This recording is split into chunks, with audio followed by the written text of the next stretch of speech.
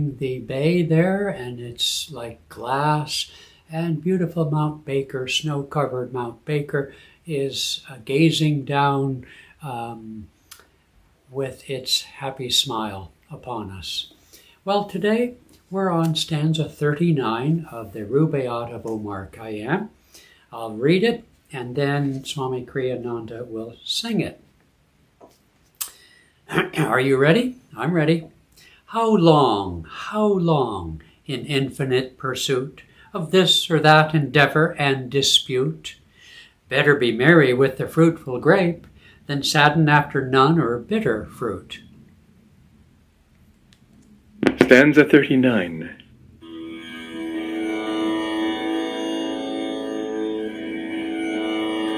How long in infinite pursuit of this and that endeavor and dispute? Better be merry with the fruitful grape than sadden after none or bitter fruit.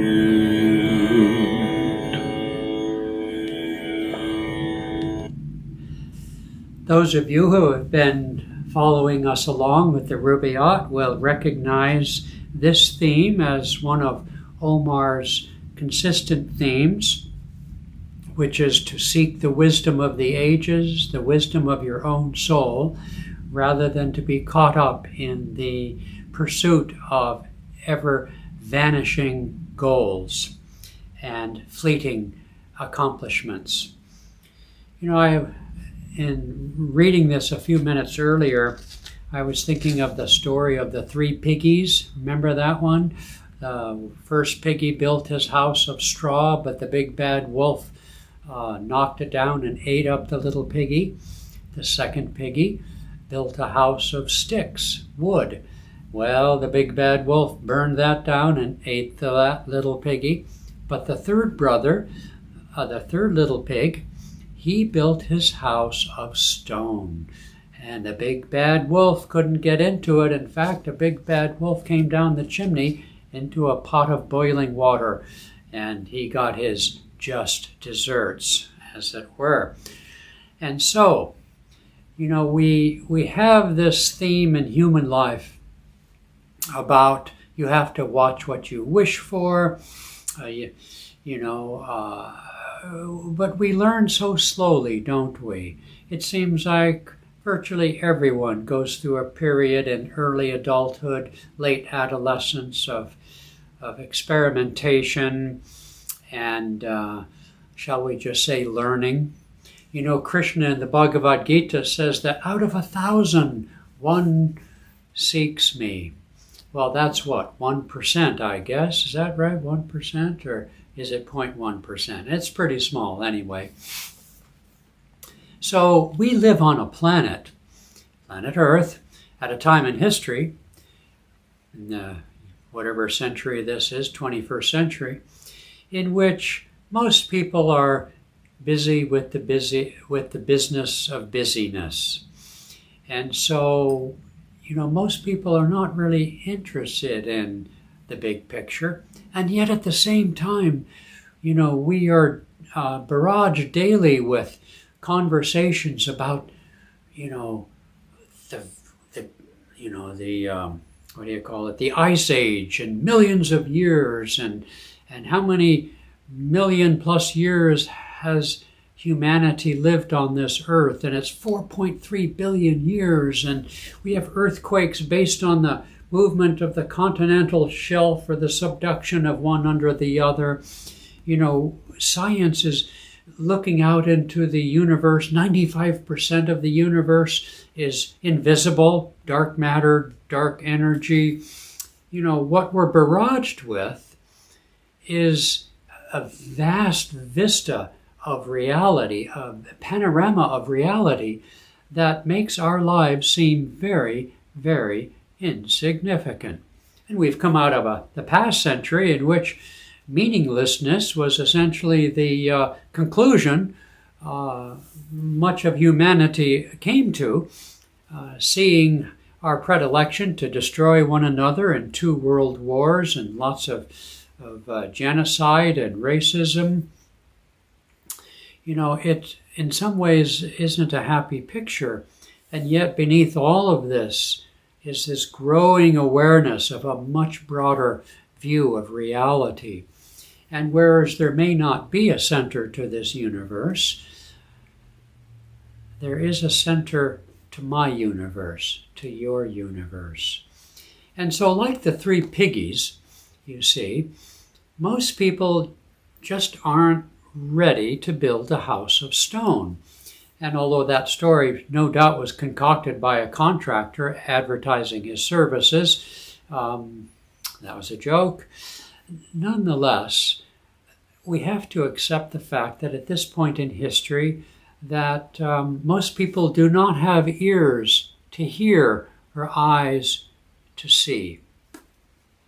At the same time, there is a slow but upwelling silent tsunami of hearts that seek peace, that because of our connections in terms of education, travel, awareness, knowledge, being more freely available through the internet, for example, we have an increasing awareness in humanity's consciousness on this planet, which is sowing the seeds for understanding our connections, for understanding that things like cooperation are more beneficial than ruthless competition, whether that be on the economic or business realm or in politics and military adventurism. So there is a growing awareness of a bigger picture of reality, a bigger picture that is potentially beneficial to everyone, beneficial to security, material security and prosperity and health and education and harmony and so on. So it's all out there. But in truth, what a great scripture like the Rubaiyat, the Bhagavad Gita, the Bible, and so on, the great scriptures of humanity are applicable on all three levels, giving us precepts and counsel for material success and health of the body. Religion generally has admonitions or prescriptions for fasting and diet, things like that, for the golden rule, getting along with other people, loving your neighbor. But it also has prescriptions for a transcendent reality of which the saints of religion, the true custodians of religion, bear the torch from generation to generation. Those who have what used to be called, still are called by some, mystical experiences, transcendent experiences of reality that is more in the direction of what science offers to us. What I'm saying here is that although Omar encourages us to be merry with the fruitful grape, which is to say the salvation-yielding wine of ecstasy, meaning transcendent consciousness, those are like hints to the reader, if you will. These are things that we can do. When I think about all the people with whom I share the spiritual path as outlined by Vedanta, by Sanatana Dharma from India, by Jesus Christ of the Bible, by my teacher, Paramahansa Yogananda, we're all trying. We're all as if racing for the goal, or jogging to the goal, or walking to the goal, and maybe walking and taking time to smell the flowers, that sort of thing. What I mean by that is even those who enjoy hearing about a transcendent reality, we're all still very preoccupied with our daily duties, our desires, and our fears. It's a curious mixture, sometimes a little discouraging, that so many people can intellectually enjoy, even find inspiration from a transcendent teaching transcendent picture of transcendent reality. I think of Paramahansa Yogananda's famous poem Samadhi, describing cosmic consciousness. Yes, we can all read about that. We can talk about it. We can, have intellectual ferment about metaphysical realities, maybe how many angels flit on a pin of a needle, things like that. But in our day-to-day life, we still criticize one another. So we're a mixed bag, you see. But we have to start somewhere. And so Omar, in this lovely scripture poem of his, Rubaiyat. Rubaiyat means poem or quatrain, so it's a collection of quatrains. There is kind of a progression through the quatrains and kind of not, I don't know how they got organized. I'm sure there's a history and a story to the book itself. But he's playing with us. He's using poetry, imagery to tease us into attuning ourselves on a not so much an intellectual level, but a feeling level, an intuitive level, a kind of knowing level that transcends our daily preoccupations, with a vision of reality that goes beyond our reason and our five senses, our memories, and all of our subconscious baggage. And so he's sowing the field of our consciousness with the seeds of transcendence. It's easy, therefore, to become a little discouraged once one opens up to the vast metaphysical realms and vistas of transcendental consciousness. And then you look in the mirror when you wake up in the morning and see that old grumpy dude again, that grumpy guy or girl or whatever. And it's easy to be discouraged. It's easy to be distracted, of course, by our daily duties and so on. And thus we take respite under the bough of a tree with a flask of wine, a loaf of bread and thou, to use Omar's imagery. We sit and meditate and enjoy the peace of quietness and stillness.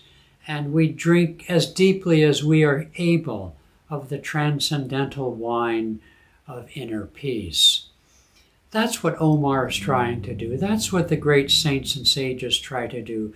They know it's going to take us a long time. They're not here to discourage us or make fun of us or show off what they have. They're there to, have a little taste, like this.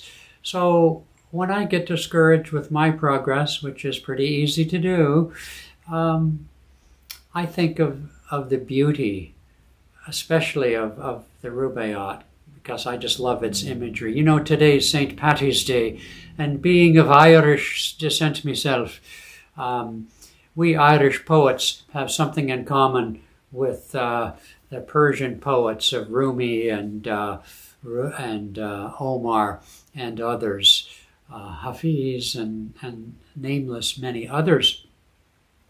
Poetry, as I have said, I think in prior ones, I think it's the language of our time, up and coming. The success of the poet at the inauguration of President Joe Biden sparked once again an interest in that. Poetry bridges our left brain intellect with our higher self. And so I think our doing the Rubaiyat at this time is especially fortuitous and intuitive.